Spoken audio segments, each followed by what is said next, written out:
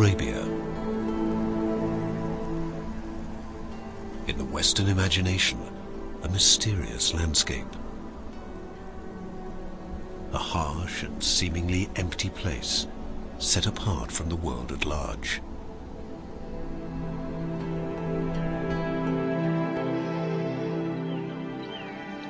And yet, for thousands of years, a constant stream of migrants, traders and pilgrims has been drawn to this land.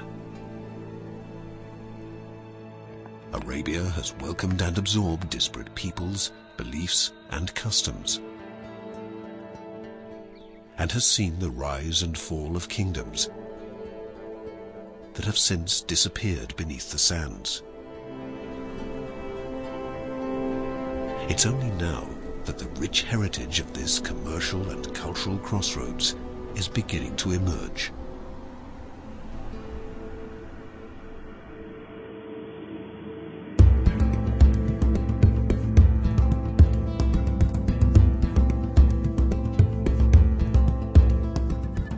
The secret history of Arabia is a colorful and complex narrative spanning 1 million years of human activity. This is really an undiscovered treasure house. As an archaeologist, I find myself diving in an ocean of knowledge. I can only suspect that there's much, much more to be revealed.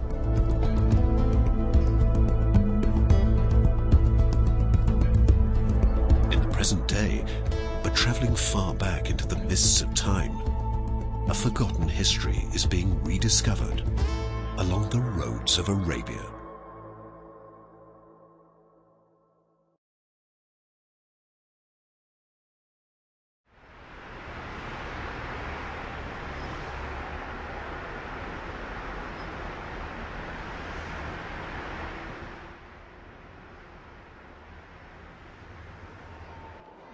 With 60% of the population under 30 years old, Saudi Arabia is a complex mix of conservative Islam, fast-paced development, and economic expansion. But as the country moves forward, there is a growing awareness that Arabia's history and cultural heritage should not be forgotten. One of the biggest things that we found to be lacking is that people have not really been introduced properly to the tangible heritage of their country, its beautiful villages and its beautiful architecture. And that story has to be told. Over the last 12 years, the Saudi Commission for Tourism and Antiquities has worked hard to connect Saudis to their own national story, with countless new tourism ventures, museums, and public awareness programs. At the same time, international links have been steadily increased, with the kingdom's archaeological sites opened up to over 20 foreign missions.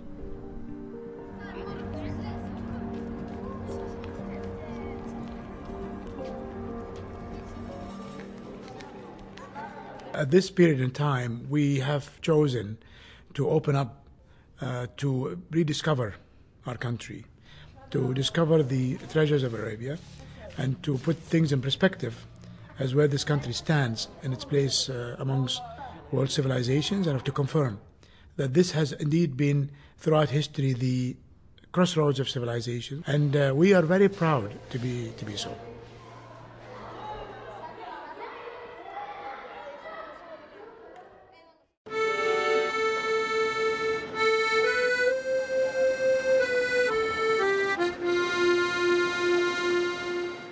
At Berlin's iconic Pergamon Museum, they queue for a new exhibition.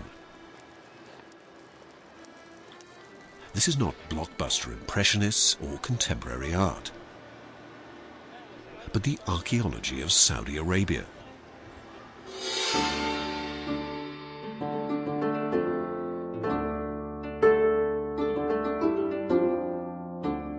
The exhibition has traveled across Europe, from Paris to Barcelona, St. Petersburg and Berlin, before moving to Washington, D.C. They said, we never expect this. We didn't know about your culture. We didn't know that you have this deep history. Most of the people do not know the past of Saudi Arabia.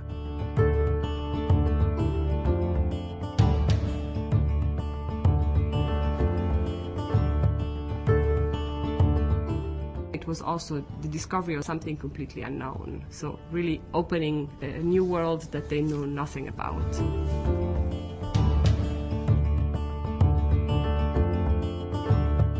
We're the first venue in the States. I think it'll be a revelation.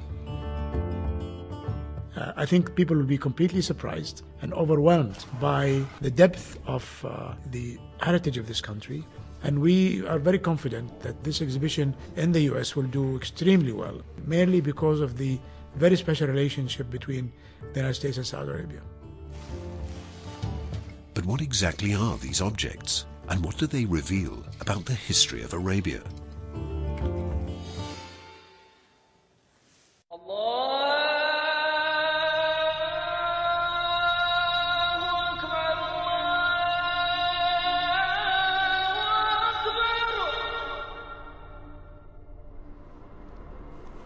The Grand Mosque in the holy Muslim city of Mecca can accommodate 1 million devotees within its walls. The focal point is the Kaaba, a simple cube-shaped structure towards which millions of Muslims direct their prayers 5 times a day.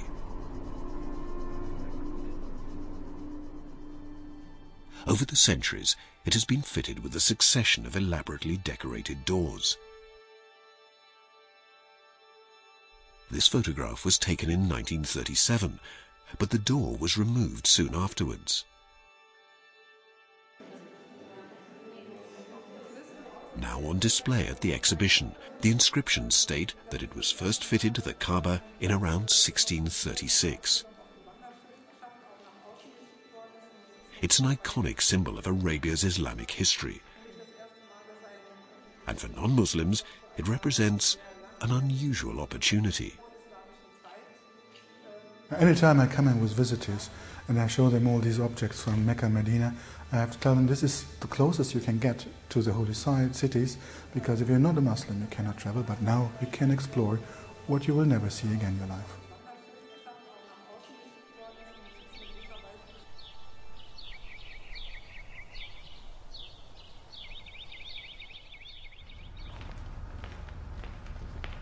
In a storeroom at the National Museum in Riyadh, inscribed stone slabs offer clues to long-dead generations. Some of these are grave markers, and in particular tombstones that once graced an important cemetery in Mecca. The pilgrim's journey to Mecca could be long and arduous, and for many, reaching the sacred city fulfilled a lifelong ambition. Every Muslim was eager to finish his life or to die in Mecca. And that's why the graveyard became very important. The collection of tombstones in the exhibition dates from the 9th to the 16th centuries. Their inscriptions are invaluable to historians. Sometimes the tomb has 2 memorial texts, indicating the full name of the person and the day that he died. So it's evidence.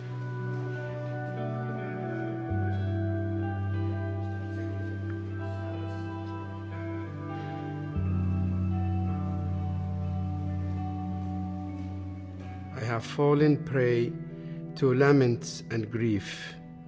Destiny parted us from our beloved ones.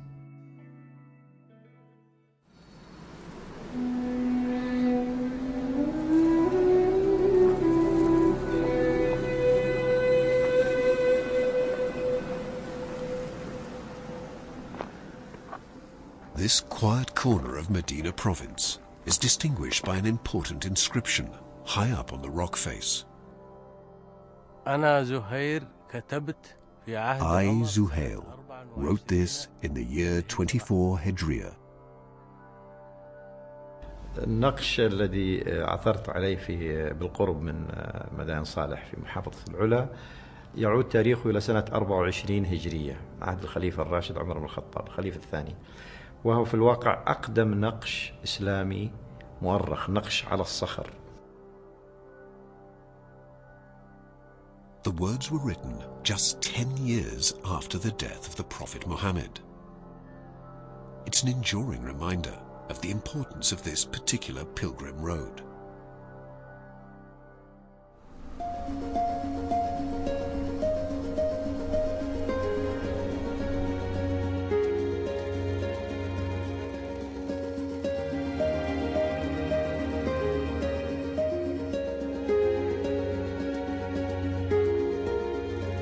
Imagine the wealth of goods coming from Baghdad, from Syria, down to Mecca and Medina. Thousands of caravans of camels, mules, donkeys, traveling along these roads.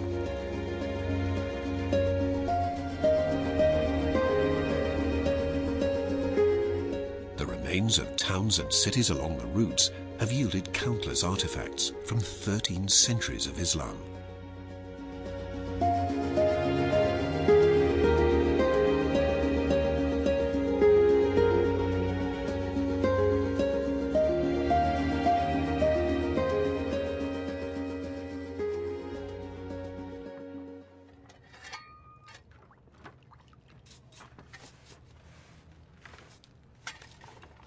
A joint Saudi, Italian and French mission uncovers layers of history that stretch back thousands of years before the beginnings of Islam.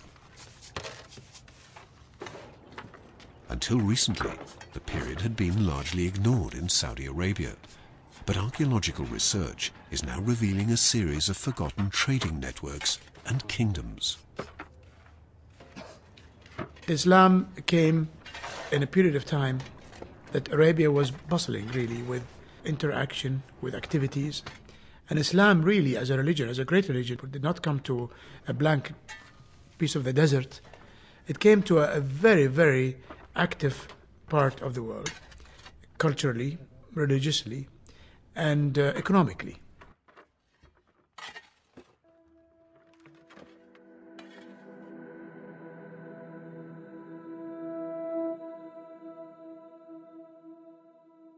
The trade routes that crisscrossed Arabia in the 3,000 years before Islam were dominated by one commodity: incense. There's no question that one of the most valuable commodities to the ancient world was incense. Everywhere from Iran, Iraq, Greece, Rome, all depended on having incense that came through the caravans of Arabia. This was the oil of its time, fueling the economy.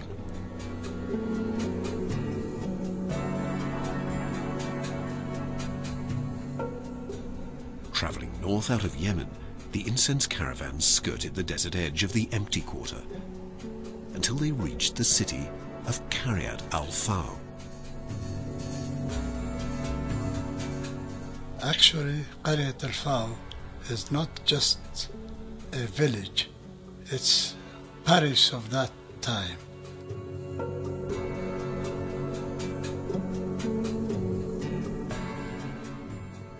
This prosperous Paris of Arabia was at its peak 2,000 years ago.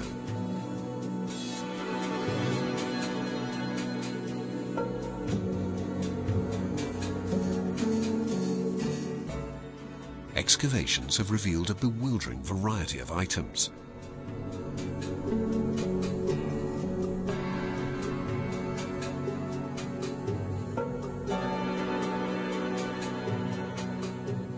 From decorative pieces to luxurious household objects, nearly all of them with a Greco-Roman flavour.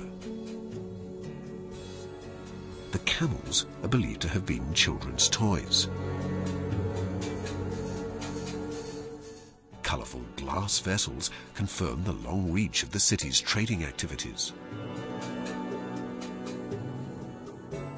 هذه الزجاجيات الحقيقة أنها من مصر وليست من عمل قرية الفاو، ولذلك أنا أعتقد أن هذه هدية أعطيت لشخصية من الشخصيات فحضرها إلى قرية الفاو.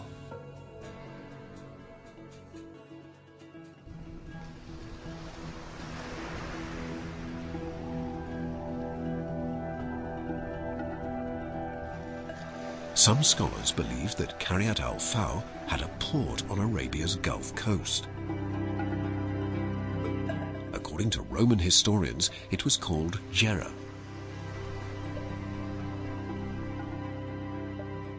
But its location is still uncertain. One possibility is the remote Al-Uqair region. Others have suggested Tharj, inland from the oil fields of Dammam. One thing is for sure, Tharj yielded a spectacular tomb find in 1998. The tomb was covered with stones, slab stones, and they opened it, but they found something very precious inside they never expected. They found a coffin for a young girl. There was a necklace, bracelet, golden hand. She was covered with gold. And the final detail, the enigmatic mask of a long-dead princess.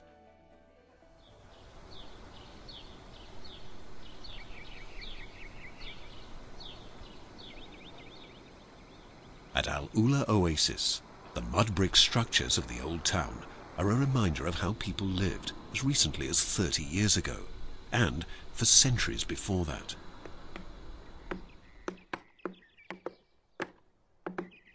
Part of the old neighborhood has been restored for visitors. For a new generation of Saudis, it's a forgotten world. هذه قرية تراثية كانت أجدادنا فيها وكنا البيوت كمان جنب بعض الجار بالجار نص كما هو ما يحتاج حنا ما نحتاج كلها الجار بالجار.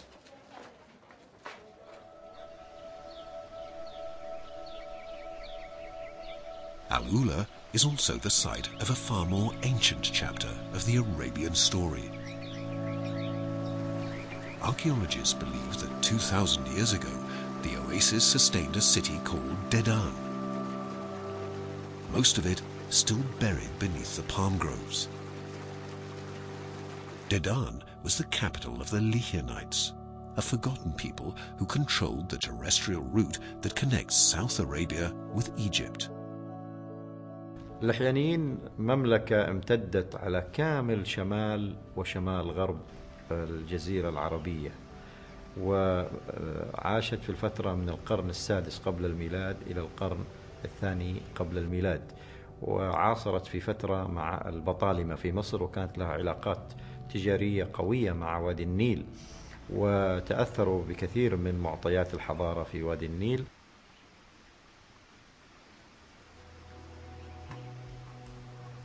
In the distance, the black mouths of Lihyanite tombs open from the cliff face.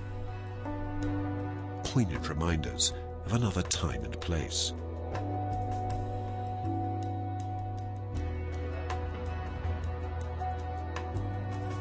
Here is written Hani, son of Wab-Il, begs forgiveness from the gods Nekra and Wad. And below the cliffs, a 6,000-gallon water tank that can be seen for miles around. A perfect cylinder carved by Lihyanite masons over 2,000 years ago.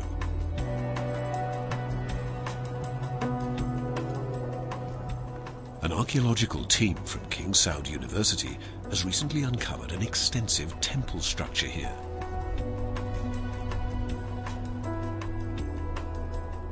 White plaster flakes away from a stone altarpiece, thought to have once held water, oil, or blood. And in this part of the excavation, some of Dedan's most spectacular finds.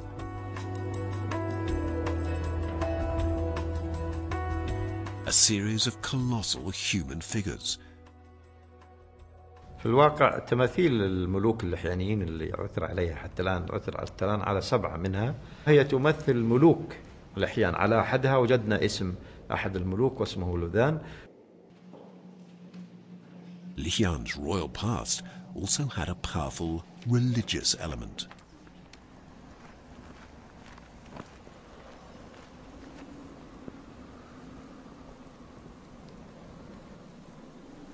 The nearby gorge of Akma was a sacred place for the Lihyanites. عكمة أنا أحب دائما أسميها المكتبة اللحيانية. هي منطقة لابد أن كان لها نوع من المكانة الدينية والقداسة، لأنه جميع النقوش الموجودة فيها لها صفة دينية، عبارة عن تعابير وعبارات دينية. والجبال في عكمة مرقوشة بالكامل بالنقوش المنفذة بالخط اللحياني، ويبدو أن الناس يأتون إلى هذا المكان لسبب العبادة أو التبرك أو لأي سبب من الأسباب. ذو غابت. This is written for the god whose name is Do Rabat, to give the people blessings. For now, the rituals that took place here remain obscure, but the forgotten kingdom of Lihyan is slowly emerging from the shadows.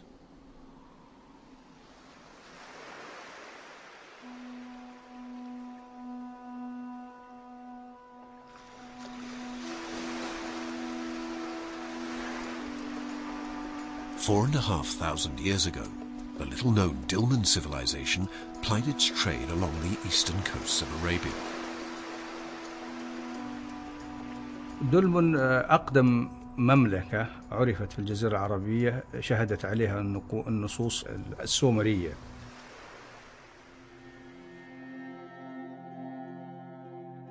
بعد ذلك أصبحت مملكة لها باع طويل في الاقتصاد العالمي عبر نقل التوابل وعبر نقل المواد الخام الحديد والمعادن الأخرى.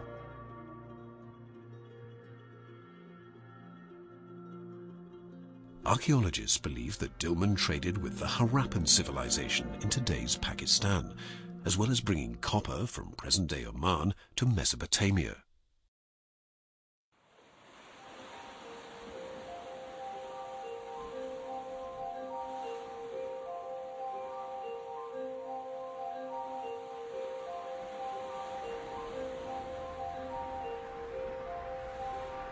Today's island of Tarut is an ancient Dilmun site.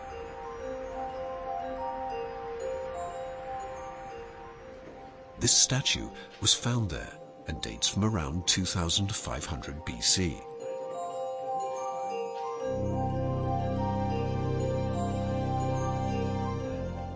It's believed to have been sculpted in Tarut, but heavily influenced by Mesopotamian style.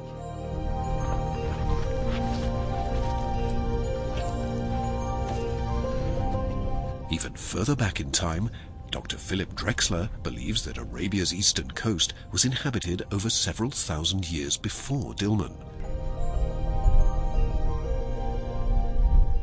Much of his fieldwork is based on stone artifacts, but dating them is notoriously difficult. It's very hard to date them because you have only the artifacts themselves, and they seldom speak very clearly to you. So it's possible to study their shape and their technology, but similar shapes and technology appear during different periods in time. This seemingly unremarkable stone is in fact a rough blade made of obsidian, a type of volcanic glass. Several pieces have been found here, but their place of origin came as a surprise. We gave them for geochemical analysis to a specialist. This specialist was able to identify the sources of this obsidian in central Anatolia, so these pieces traveled a very long way towards the Central Gulf area.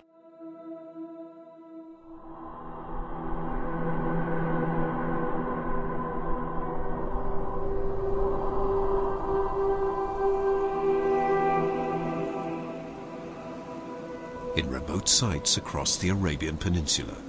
Standing stones and circular graves bear witness to tens of thousands of years of human activity.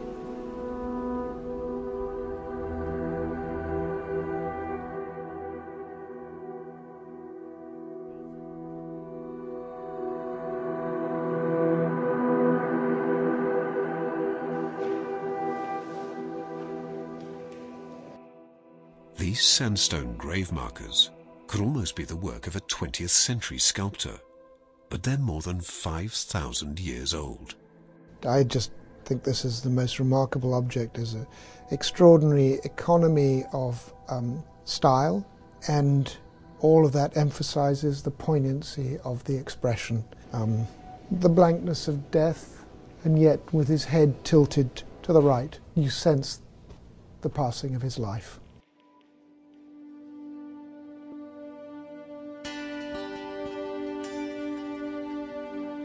Across the Kingdom of Saudi Arabia, the modern world continues to coexist with the remnants of long-forgotten civilizations.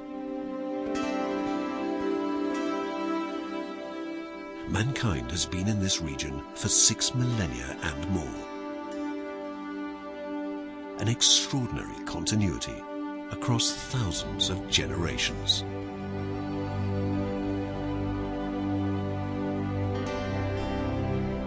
Every culture that comes through a nation or a part of the world has to leave its prints and has to imprint the culture of this nation in some way or another. And it is almost like living in an open museum. We have a long way to go in Saudi Arabia. This is really an undiscovered treasure house. We are almost at the beginning of discovering Arabia.